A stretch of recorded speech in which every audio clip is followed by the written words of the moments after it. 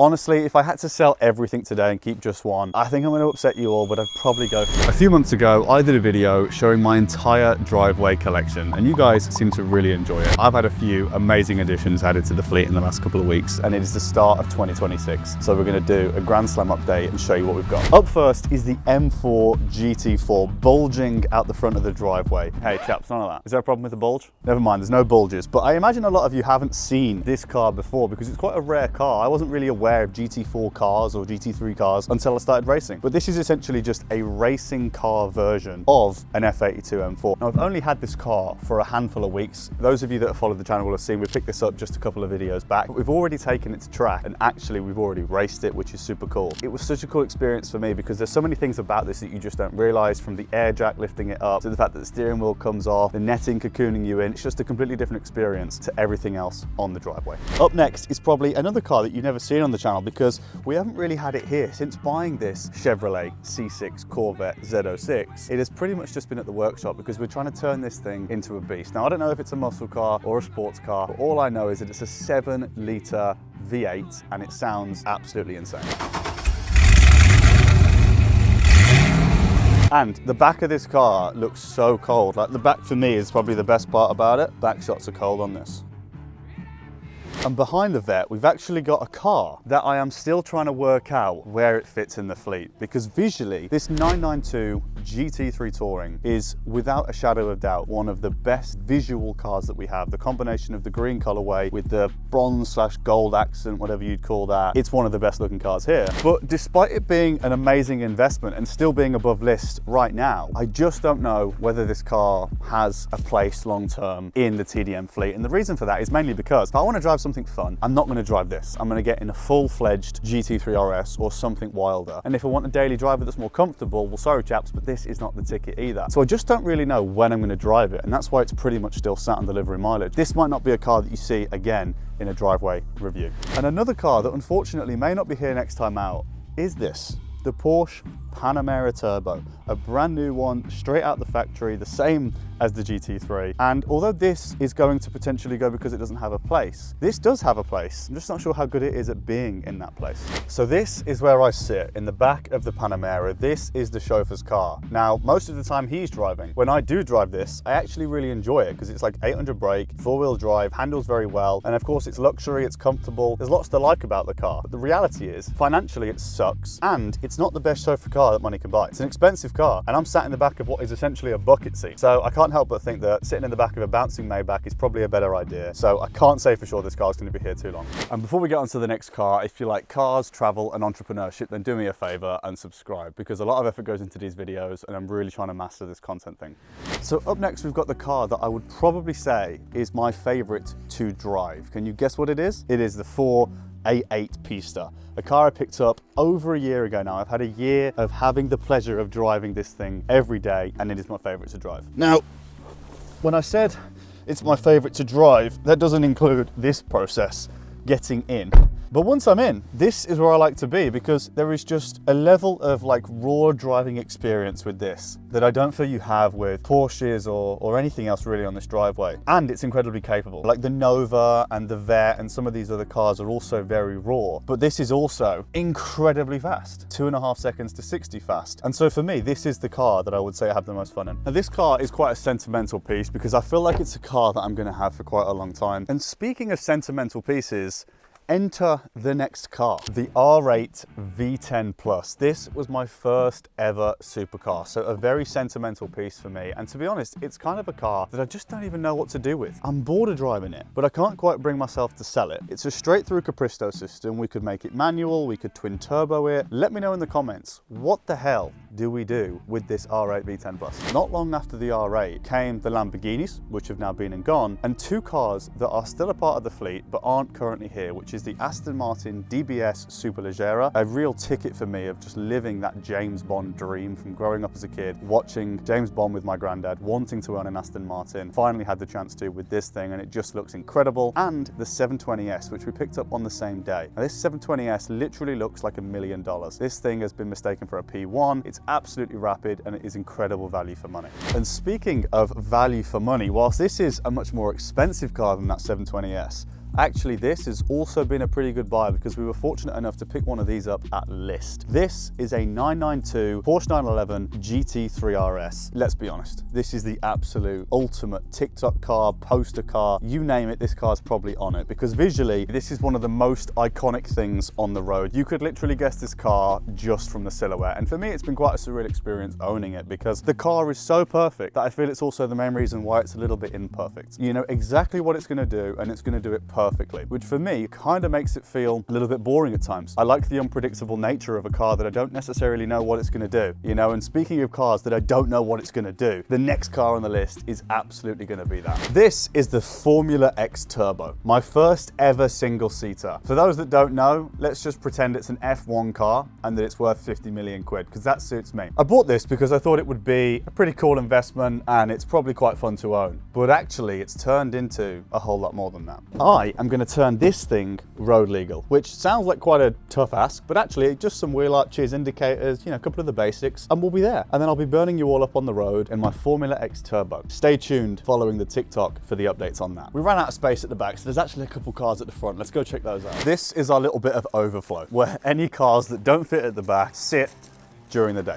First up, we've got one of my favorites, which is the F-150 Raptor here in the UK. Now this thing, you know what? It's dumb to own. It doesn't fit on any of the roads. It's way too big. We've had to custom build its own driveway. It's kind of a nuisance, but it's also kind of cool, man. Like, I like country music, and this thing, well, let's face it, it looks like a beast. It suits the country music and it's pretty practical. We've got all the trash in it. And we also have down here a car that I'm sure you didn't know we had, which is the classic Maserati, which by the way has a Ferrari engine and sounds incredible. Let's have a listen to it. Now, I'm quite prepared for this to hurt my ears, but give it some, Jim. Wow, okay, it sounds pretty damn cool. What I like about that Maz is that it's pretty cheap. It's a lot of car for the money, and although it's not necessarily the most wild car, the amount of fun and experience that you'll have in driving that a couple times a month, for what you pay for it, a lot of value. And speaking of value for money, this is a 1987 Vauxhall Nova in poo brown. It's an absolute beast. I love this thing. I think the color's cool. A lot of people hate the color. I like the color. Let me know if you like the color. But what you can't disagree with is that this cost me $5,000, and that is an absolute steal. I've already had people offer me 15K. This is an amazing vehicle because, namely, nobody expects it to be this quick. This is quicker than the GT3 RS. This is 400 horsepower per ton. It is absolutely rapid and unpredictable as hell. Now, under the hood, for you car enthusiasts, we've got, we've got a bunch of shit I don't really understand. I don't get nervous at these situations, I just get a little bit shaky. I'll put on the screen all the details. All I know is this thing sounds incredible, and it's got a full roll, and it's got subwoofers and a big ass sound system, and it's actually kind of comfortable. So transparently, whatever the hell has been done to this worked. Moving on from one filth bag to the other is the AMG GT. Now, she has seen better days, the dirty little ratchet whore. Unfortunately, she hasn't had a clean in weeks, and we've even lost the front end badge by the sounds of it. Now, I don't know how this happened. Nobody knows how this happened, but if anybody finds the front end of a Mercedes AMG GT, then please email sparesandrepairs@TDM HQ. Thanks, guys. In all seriousness, though, she is a beauty, isn't she? An absolute beauty. I do actually really like this car. I think it's incredibly underrated. And you know what? Made a bit of profit, so you can't really complain. And moving from an underrated beast to, I'm gonna say it, an overrated beast, the Aventador SVJ. Now, the modern day poster car is that, the 992 GT3 RS. But my poster car was honestly this. I had dreamt about this car for literally years. It was the backdrop of my Mac. It was on my phone wallpaper. It was quite literally everywhere. I was set that I had to get one of these in my lifetime. Lo and behold, the day came and it was a downhill turn from there. Unfortunately, I've just not enjoyed it. And I don't know why. I don't know if it's because my expectations were set too high or whether it is just genuinely a bit shit to drive, but it's very impractical. It's annoying because I want to take the roof off, then I've got to go and actually like move it all around, put it in, and then this rain comes down, I'm getting soaked, and I've got to go and pull over, get the roof out. The single clutch is annoying. You basically can't park it anywhere without people bothering you. But Daddy did say that if I keep it clean, I look after it, keep the miles down, then he'll be able to upgrade it for me at some point in the future to a Regera. So we're praying for that day. But in all seriousness, whenever I seem to post this car, everybody seems to either ask me when the rental's expired, ask me what it's like having Daddy's money, or ask me, which is the right question, how I actually made the money. And I thought it was a good time to actually highlight that I'm fortunate enough to have made this money in the last few years. You know, we started an OnlyFans agency when I was 21. Cam and I, my business partner, we pretty much share the fleet. And when you're fortunate enough to have have a choice of where you spend money, I think it's really important to think about what your future environment should look like. For us, owning a fleet of amazing cars that gives us an amazing experience day to day of just driving to and from the office, it makes it very repeatable. We can live that everyday work life with a load of fun and do it for years and years to come. It makes our day-to-day much more enjoyable. So we're not going to burn out, we're not going to get bored, we're not going to have a negative connotation towards going to the office, going to work, going to meetings. I think that's something that served us really, really well. And speaking of work, again, we haven't got enough space here at the house, unfortunately. So there are a couple of vehicles that we actually have at the workplace. Welcome to TDM Gym. We are currently in the warehouse that is going to become the brand new office and TDM Gym, and therefore introducing up next the TDM Gym Van. This is our workhorse. L2 TDM is up and down the country all day long, buying equipment, selling equipment, and stocking the gym with the best equipment in the UK. And to be honest, I don't obviously drive this thing a whole lot, but what I can say for certain is that it looks absolutely badass. It's in the TDM Gym green, and I think we can all agree it looks the part. From something that looks so cool and so professional to, well, I don't have too many words for the dump truck, but introducing the dump truck. This is our burger van, and we call it the dump truck. Now, you can see there's an ass on the side of this burger van, and given that we run an OnlyFans agency, I'm gonna let your imagination run wild with what this could be for, but I think that you are gonna see this thing again somewhere in the UK. Welcome to Litchfield's TDM HQ, where we have the very next vehicle, a Kawasaki Ninja. Now, those of you that know your bikes will know this is just a small bike. It's a 300, it's not that fast. But what it is a decorative piece for the office, or as we all know it, an absolute fucking nuisance because it's just in the way at the moment. But in the new office, it's gonna be a part of a couple of different vehicles that are dotted around the office and really add in some true decor. So hopefully we'll get to see this again. And as for right now, we're driving it around the office. Up next, we're finishing off the Porsche action with a couple of cool 911s actually, and these are slightly different to the 992s because they each bring a different story. Starting with the 993, this was actually a gift for Cam's dad. Now this is a classic. You cannot go wrong with a 993 turbo. It has the whale tail, it has these amazing sounding doors. In fact, just listen to this. Oh wow, it just sounds so cool. And it's such a stupid thing to be like what you remember about the car, but I think they each bring something totally different. And this, it's about the fact that it's old. It's what makes it so cool. And also, if I'm honest, how good it is, given how old it is what I kind of think is the coolest part about this whole car. Great investment, great addition to the fleet, something totally unique. And then the more modern version, you know, it's not quite the 992, but arguably it's better because it's that little bit rawer. I mentioned earlier, it's too perfect. Well, this isn't too perfect. For me, this has got that rawer nature to it. It's a little bit more unpredictable, sounds a little bit better in my opinion, and the colorway is cooler. This LA Lakers spec Porsche 911 GT3 RS, we got on a steal. In order to actually get that 992 GT3 Touring, we had to buy a Cayenne Turbo. Now, who wants a Cayenne Turbo? Not me. We left it at Porsche, and then some lovely gentleman came along and said, guys, I want your Cayenne. I've got a 991 purple GT3 RS, and he literally PX'd it for us straight there and then. It was like a dream come true because we got a car that we wanted, that's a much better asset to own, looks way cooler, way funner to own, and we got out of a car that was inevitably going to depreciate anyway. So it was an amazing day at the office, if you ask me, and now we have this LA Lakers 9913 RS that we don't really know what to do with.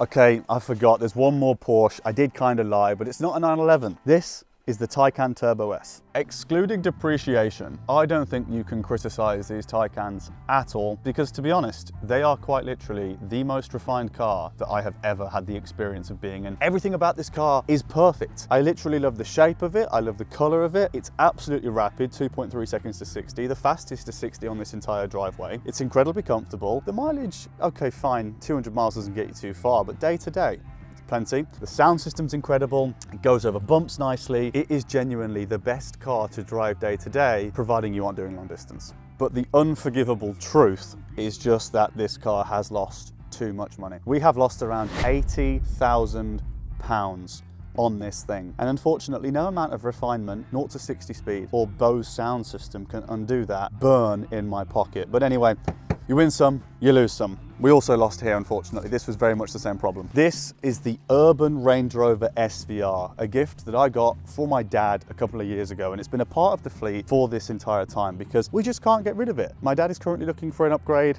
I think I'm gonna keep this thing. It's an amazing all-rounder. It literally does everything that you can want it to do. It sounds incredible. It's pretty fucking fast. It's incredibly comfortable. It's obviously very practical because it's huge. And you know what? It dropped in value like a motherfucker when there was the security issues, but now it's softened orphaned. So I don't think it's all too bad of an investment to own at this moment. And last, but certainly not least, we have this, the M2 competition turned club sport. This thing holds a pretty firm place in my heart because it unlocked a passion of mine, which was motorsport. It led to, of course, the acquisition of the M4 GT4 and my journey in motorsport beginning, because we got this to basically have a little bit more fun, because supercars around a track is actually not that fun. It becomes quite frustrating and it's so expensive. So it was cheaper for us to buy this and run this year round at the track. I then realized how amazing it was and how fun the BMW platforms are. Here I am with an M4 GT4. We did a lot to this car. We did absolutely loads to it, but it sounds incredible, is incredible. And you know what?